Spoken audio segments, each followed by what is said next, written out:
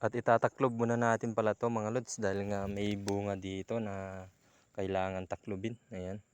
Ito yung pang taklob natin. At ito na nga. Ayan, ipapasok lang natin dyan sa babae na bunga. Ayan. Sana nga ay magtuloy yan mga lods para may bunga na naman yung ating kalabasa. At ayun pa yung mga bulaklak mga lods. Medyo marami yung bulaklak niya ngayon.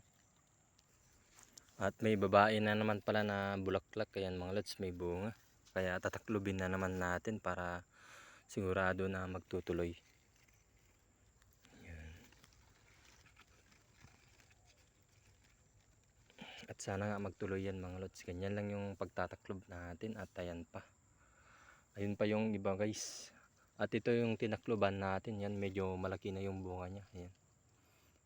Maganda kasi pag tinatakloban ay yan ay nagtutuloy yung bunga.